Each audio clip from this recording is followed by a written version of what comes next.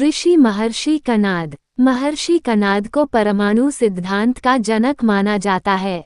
ऐसा माना जाता है कि आज से वे 2600 वर्ष पहले हुए थे। वे एक महान ऋषि भी थे और उन्होंने भगवान शिव की घोर तपस्या करने आध्यात्मिक ऊर्जा और शक्ति प्राप्त की थी। उनका जन्म नाम कश्यप था। जीवन परिचय। आचार्य कणाद भारतीय राज्य गुजरात के द्वारका के पास जन्मे थे और वे महान संत उल्का के पुत्र थे। अपनी छोटी सी उम्र में भी कश्यप को अपने जीवन में नई चीजों के बारे में जानने की दिलचस्पी थी। उन्होंने कई पवित्र स्थानों जैसे प्रयाग, द्वारका, पुरी, काशी और बद्रीनाथ की यात्रा की और देवताओं की पूजा की। वह माता गंगा के सच्चे भक्त थे और उन्हें अपनी मां मानते थे। उनकी कृपा से उन्हें महान दिव्य शक्तियां प्राप्त हुई। वे अपने बचपने में आकाश में सितारों की गिनती करने में भी रुचि रखते थे। हालांकि यह एक बहुत ही मुश्किल काम है, वो अंतरिक्ष और विज्ञान पर अपनी महान रुचि के कारण ऐसा करते थे।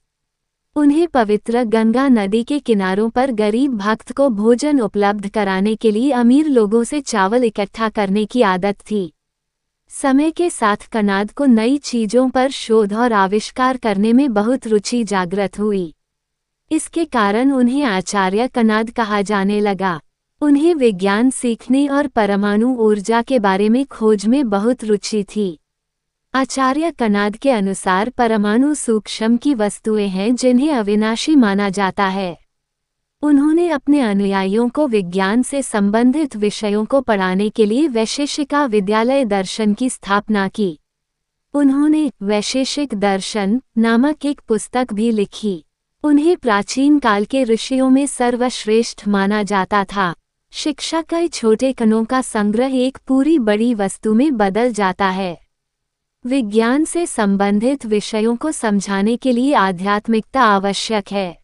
किसी नई चीज के प्रत्येक आविष्कार का उपयोग केवल अच्छे और उत्पादक उद्देश्य के लिए किया जाना चाहिए। इस आविष्कार से लोगों और पूरे क्षेत्र को लाभ होना चाहिए। कड़ी मेहनत और ईमानदारी से इस दुनिया में कुछ भी हासिल किया जा सकता है। नए उत्पाद का आविष्कार करने से पहले विषय के बारे में उचित समझ होना आवश्यक है। विज्ञान सीखना कोई मुश्किल काम नहीं है।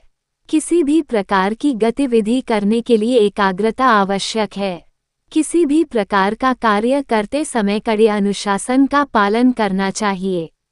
महत्वपूर्ण विज्ञान और नए आविष्कारों में उनकी रुचि के अलावा वह एक महान संत और एक महान विद्वान थे, जिन्होंने दिव्य शास्त्रों में महारत हासिल की थी और सभी प्रकार की कलाओं के विशेषज्ञ भी थे।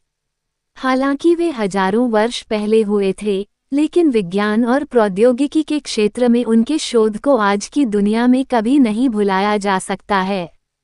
यहाँ तक कि बड़े वैज्ञानिक और विद्वान भी विज्ञान के क्षेत्र में और उनके नए आविष्कारों के बारे में उनके महत्वपूर्ण कार्यों की आज भी सराहना करते हैं। अगर आपको इसी तरह की कहानी अच्छी लगी है तो हमारे YouTube चैनल स्टोरी का खजाना को अभी सब्सक्राइब कर लीजिए और साथ में घंटी को दबाकर ऑल पर सेट कर लीजिए ताकि आने वाली हर एक न्यू कहानियों का नोटिफिकेशन आपको तुरंत मिल जाए। अपना प्यार स्नेह इसी तरह बनाए रखें। धन्यवाद।